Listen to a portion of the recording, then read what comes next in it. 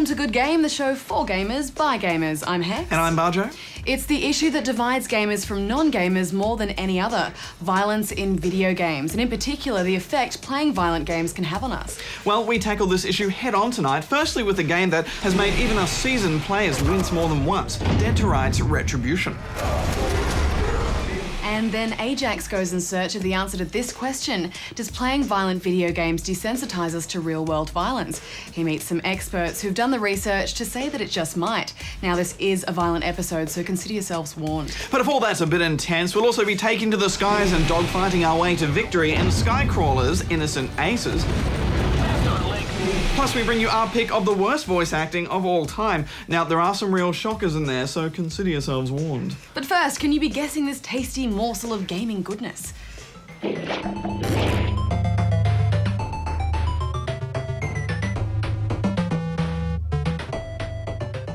Hex, why don't you, the master of reading the news, go and read the news? Oh, great. I'll do that now. Great. Good game. Australia's largest independent video game developer, Chrome Studios, has had to make huge staff cuts, with sources confirming that somewhere between 30 to 50 employees have been laid off. These redundancies were all made at the company's Brisbane headquarters. Chrome's satellite studios in Melbourne and Adelaide have already suffered staff cuts late last year. Chrome is most renowned for the Ty the Tasmanian Tiger series. It remains to be seen if the upcoming PSN platformer Blade Kitten will be enough to revive the company's fortunes. The 2010 Mario AI Championship is now underway. Programmers and computer scientists from around the world are locking horns in an attempt to create the ultimate Mario AI algorithm, a computer program that can play Super Mario Bros. Indefinitely. Following on from the success of the 2009 competition, this year's contest has been expanded. Now coders are also invited to create a program that can randomly generate Mario levels that are not only unending, but also as entertaining as possible. Sony has announced the impending demise of one of its iconic media storage formats. From March next year, the electronics mega corporation will no longer sell 3.5-inch discs in its home market of Japan. First introduced in 1981 and popularised on early home computers such as the Commodore Amiga, the sturdy and compact 3.5-inch floppy disk format was an iconic part of the home gaming revolution. Yet its modest 1.44 megabytes of storage simply couldn't compete with the multi-gig USB sticks of today. Good game. Dead to Right's Retribution is the story of a man and his incredibly vicious killing machine of a dog.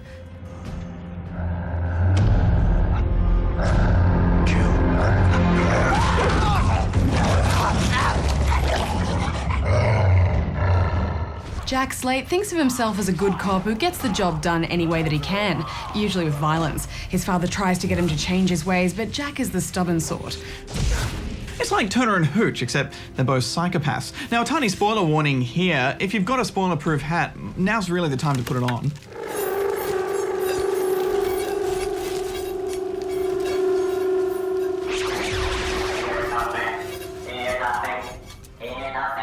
Anyway, this happens right at the start of the game and you absolutely see it coming.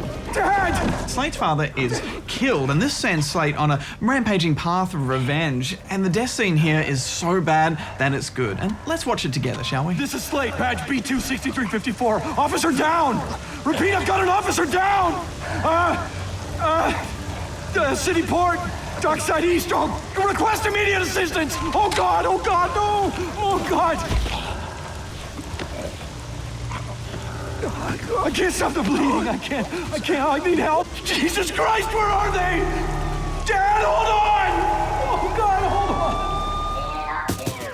on! You'll be wandering through warehouses, police stations, other areas that look like warehouses, and the obligatory train level. Yes, what is it about third-person shooters that they all need to have a train level? It's kind of like, oh, quick, we need another level. Let's chuck it on a train and go to lunch early. That's what you get. Retribution is a cover shooter, but it's also a brawler, and it kind of reminded me of the Bourne game in many ways, but nowhere near as polished. Now, early levels are quite exciting. Enemies charge at you mid-firefights. You can grab human shields, use bullet time, and launch enemies over balconies. You have the right to remain silent. The counter for stealing a weapon off your foe lines you up for a close-quarters headshot, and this game does headshot very well. The fighting system is a bit weird. You can block and sidestep and counter and use breakers, but the camera jumps around so much that it does get a bit intrusive. The combos themselves were okay, Barjo. I mean, there's heaps of them, but mostly I found you're better off just spamming shield break because the recovery from a combo is just way too long. And stay down! I found myself mainly grabbing dudes, throwing them on the ground, and then pulling out my weapon to take them down. You do run out of bullets a lot though, and I liked that. Once you've pummeled a dude enough, you can go in for a finishing move. Now, warning, these are super violent.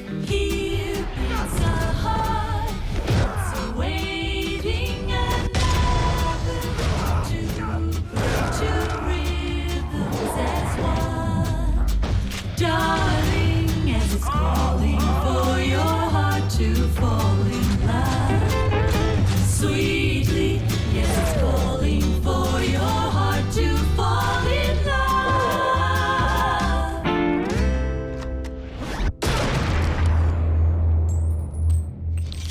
They're pretty shocking, but worth doing when you can, because goons don't go down easily, especially the super armoured brawler units.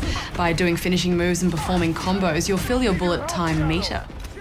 You do move slower in bullet time, so it's not really an I win button, but you also take less damage while focused, so it comes in handy. Now and then you'll need to take control of your ferocious furry friend Shadow and seek out a keycard or destroy a power generator. Shadow's attacks make the dog in Fable 2 look like a cuddly stuffed toy.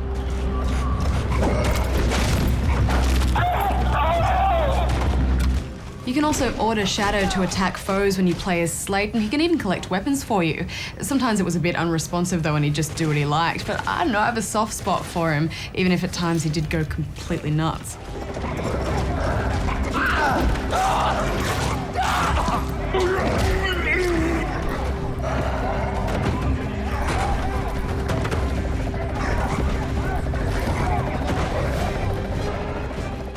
A weird timeline of fun in this game, Hex. You know, it started off and I was quite enjoying it and, you know, forgiving the dodgy animations and the fact that some enemies turn on a dime, but then as the game gets progressively harder, the cover system really starts to let you down. You'll start seeing invisible walls, you can't take cover behind some things where you really need to do that.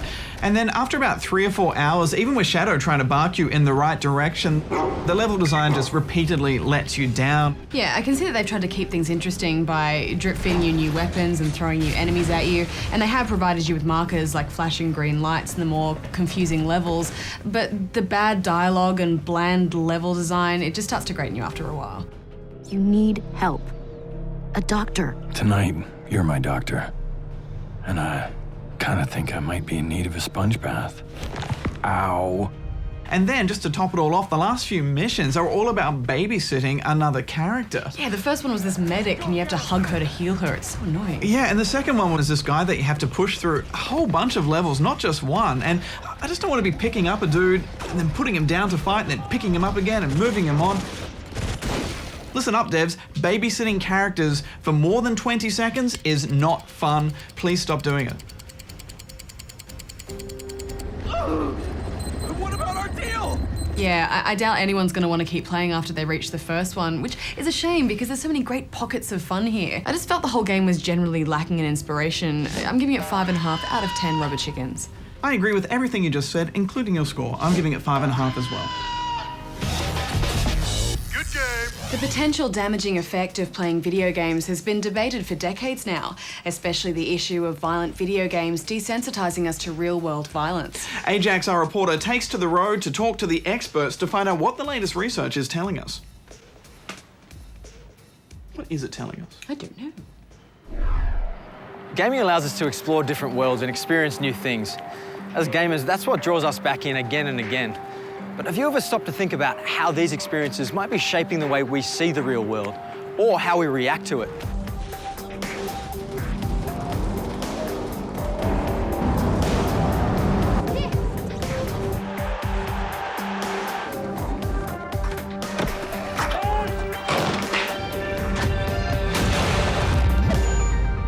In March this year, Professor Craig Anderson from Iowa State University released a meta-analysis that he claims proves a concrete link between playing violent video games and increased aggression. A meta-analysis is essentially a study of studies. It involves finding all the academic research on a particular topic and using statistical techniques, combining all these results into one big average. What we found was that exposure to a violent video game increases the likelihood of aggressive behavior, increases aggressive thinking, increases aggressive affect, or what you might think of as anger, decreases pro-social behavior, and increases desensitization or lack of empathy towards victims of violence. What did this study do differently to previous studies that allowed a concrete link to be shown? There are a couple of differences from previous meta-analyses. One is the inclusion of all these data sets from Japan, because it really is very interesting whether or not you get the same effects in a very, very different culture. And the fact that you do get the same effects is quite interesting. The other big difference is that it's only in the last few years that longitudinal studies have been conducted specifically on violent video games. So it happens in the short term, but also occurs across time. With video games, I feel that they don't really influence people's worldview as much as they offer a reflection of the real world. What we learn in a video game really is only helpful within the context of a video game. What are some of the positive and negative social elements we can learn when playing interactive games? There is an argument that people who spend too much time immersed in online technologies aren't rehearsing their non-verbal behaviour, and this means detecting other people's social cues and expressing their emotions. If we spend too much time with these technologies, it will affect our day-to-day interactions with other people. But I think increasingly young people are turning to online technologies as a meeting place to share their interests, to cooperate together to reach goals. The online world is becoming a place for young people to catch up. Do you agree with the findings of this study? Can playing violent games result in a child growing into a violent adult? No. Playing a violent video game will not result in a child becoming a violent adult. There needs to be a number of other factors at work in order for this to happen. What were some of the external factors that you found played a big role in youth aggression? Things like growing up in poverty, having abusive parents. So there's some genetic factors. Living in a neighborhood in which there's a lot of violence. What could the effects of playing a violent game be on a young person?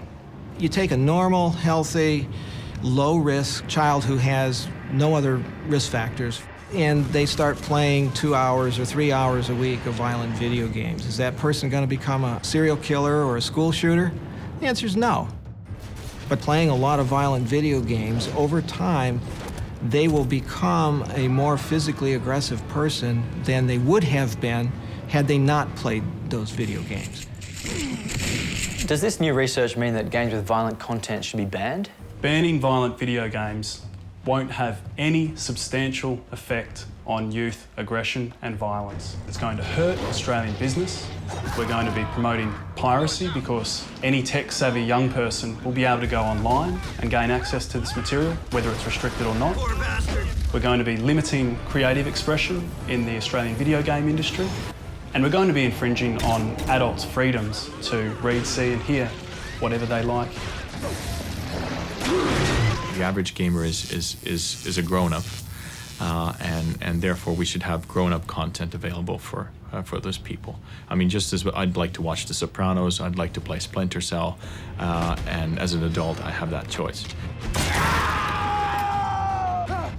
We're going through a phase where games are still the newest form of entertainment, and as such, you'll always be paving the way. So it's not that long ago when, folks were saying that Elvis Presley's, hip shaking is causing, something evil to happen. Once games and gamers become older, the issue will resolve itself. We'll be much wiser about games and what they are and what they aren't. Have you had any response to your research from the video game industry? The industry has reacted to me about the same way that the tobacco industry reacted to the first scientists to uncover links between smoking and cancer. It's a huge industry. It's one that I think is missing out on a lot of potential profits in not doing more to use their creative talents to create non-violent, maybe even pro-social games that are also exciting and fun. Tough luck, compadre. There is a market out there for them. And I think many of these companies are missing the boat. Good game. Video game voice actors. They're the link between our emotions and our on-screen exploits. How was that? Unfortunately, not all voice actors can actually act. When it comes to games, most actors just phone their performances in, or worse, they're just game programmers who've been dragged out of their code case to save on a game's budget. That's why we've decided to list our top 5 most unintentionally entertaining examples of awful video game voice acting. And here's number 5. Action! Cut. We've got intruder alert. The IDOS-published PC shooter Infernal was a pretty forgettable mishmash of gunplay and psychic powers, with the exception of this one amazingly clunky moment from a supporting cast member who had probably never even read the script out loud before. You really think anyone could get that far? We'd better not risk taking chances. With performances like this, we'd have to say that when they named the game Infernal, they were probably referring to the voice acting. Action! If there's one thing worse than a bad voice actor, it's a bad teen voice actor. Wow, I really can't move my body. The young cast of vocal thespians from the PlayStation RPG Chaos Wars is a prime example of why teenage hormones and voice acting should never mix, with some of the most brain-numbingly bad performances in living memory. Nico, listen to yourself. She has nothing to do with this. The performances were so bad that it was rumoured that the cast was actually just the dev team's family members. Stop it. Come on and get me. Or are you too scared? English overdubs of Japanese games are never great at the best of times, but really, does anyone deserve this? No, really. It's great. I can't tense my muscles at all. Action! The bearded scientific genius that is Dr. Light from Mega Man 8 on the Sega Saturn should have had a voice that commanded our instant respect. Instead, we got this. We may be able to locate another energy emission from the radar room. When we find that meteor, we'll find Dr. Wowie. Dr. Light's voice had a slightly confused, disoriented inflection to it that actually sounded like the developers had found him sleeping rough on a park bench and then dragged him down to Capcom HQ on the promise of a hot meal. You must recover all the energy immediately, Mega Man. Action! When you load up a light gun shooter, the last thing you're expecting is strong story, solid characters, and cracking dialogue. But even a light gun shooter doesn't deserve voice acting like this. At last, you've come. Friends, the door of fate shall open. It's like they're inviting me in. Not only do the game's actors seem to spout their lines with no sense of emotion or timing whatsoever, but they actually seem to have a genuine disrespect for the English language. I've been waiting for you, friends.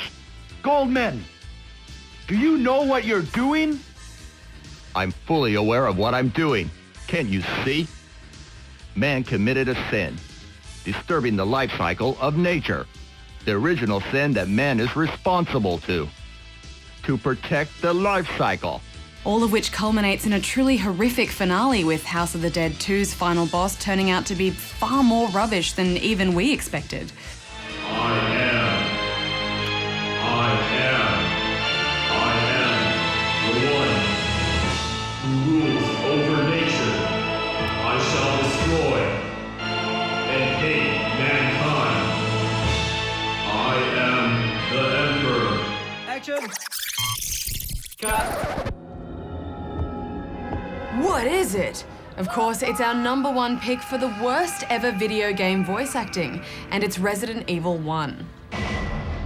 With thousands of flesh-eating undead stalking them, we can almost forgive Resident Evil's characters for being unable to construct coherent sentences. But with dialogue like this... Stop it! Don't open that door! But Chris is... What is it? Maybe it's Chris. The game really took video game voice acting to a stunning new low of insensibility. What? What is this? What is it? What is it? What is it? What is it? What is it? The game's #1 offender was a bearded oaf named Barry, whose scintillating exchanges with the game's heroine, Jill Valentine, were far more frightening than a mansion full of bloodthirsty zombies ready to bite your face off. Whoa!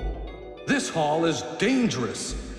Maybe it's better to secure our escape route first. There must be a back door somewhere. Let's try to find it first, shall we? Okay. Let's separate again. Just a moment. I found something. What is it? It's a weapon. It's really powerful, especially against living things. Better take it with you. But how about you, Barry? I have this. Thank you. I'll take this then. So, as video games move closer and closer to their big screen brethren, let's hope that as much attention is paid to the actors' performances as the plethora of pulsating polygons pounding our peepers. How's that? Give us one more, please. Brown pants. Hex, when I heard the team behind the Ace Combat games were making a flight game for the Wii called The Skycrawler's Innocent Aces, I thought to myself, okay, that'll be pretty decent. It might have some gimmicky, wonky motion controls, but at least it'll have classic controller or maybe GameCube controller support. And? All of that is true, except the game is total rubbish. It's the least fun I've had all year, and I think it's important for us to dissect just why this game is so bad. Let's start with the story. Yeah. Blue and white stretches out before me forever. I am engulfed in light. I fly in the sky. Beyond this, I know nothing. There's a weird war going on in this alternate universe. The game is based on a series of Japanese novels, and the story is told with a familiar style of Japanese animation. How do you think I did out there today, Captain?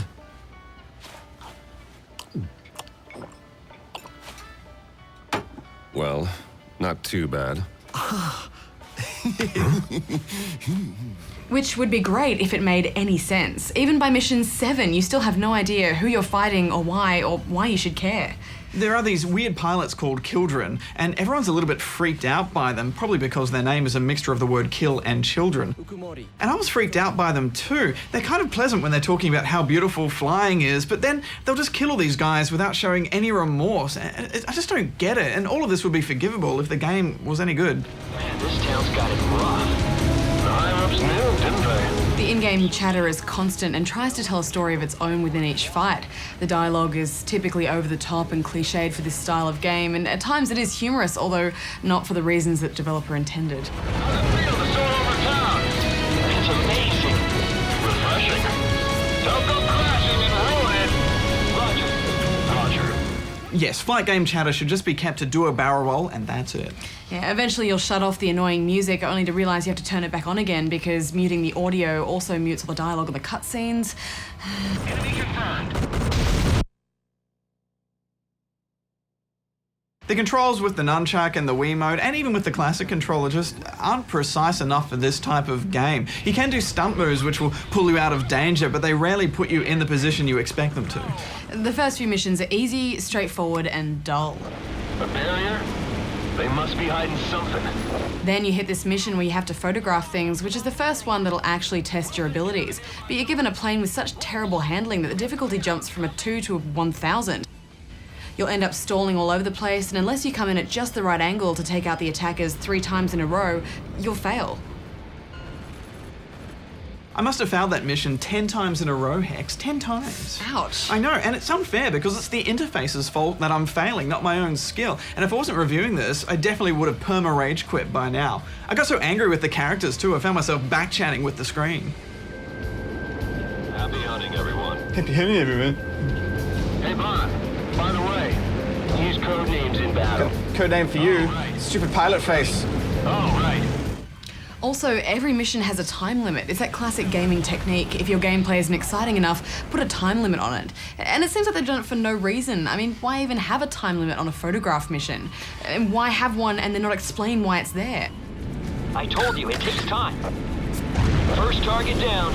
Just keep that up. The things that make flight games work are exciting close encounters, a good unlock progression of planes and weapons, historical accuracy, or a beautiful world to explore and sights to take in. Yeah, and here there's not really any of that. It's just ugly, and I didn't enjoy a single second of this game. I'm giving it 3.5 out of 10 rubber chickens. Why are you never allowed to take off or land? I mean, you do watch your plane go out of the hangar, even though they never pull the hatch down and the propellers never spin. It's bound to get messy. I'm giving it 4 out of 10 rubber chickens. Lynx, not you too! Good game. If you were watching last week's show, then you'll know that we were hacked by Kyle Vanderkamp and the Bluebird Project. Turns out it was part of an alternate reality game that'll be running for the next month or so.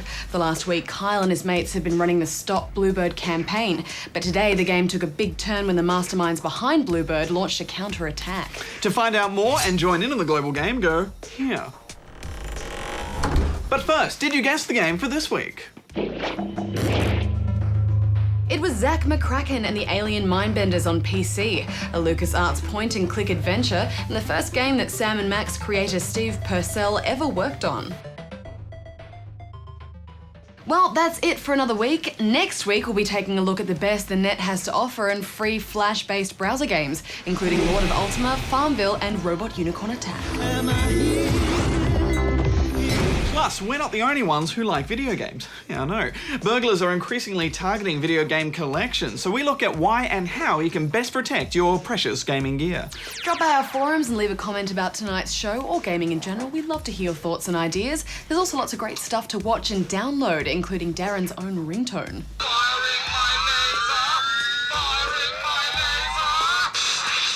Noob destroyed. Rightio, time to go. Until next week, gamers, Barjo out. Hex out. What are you doing? What's that? No. Oh my god.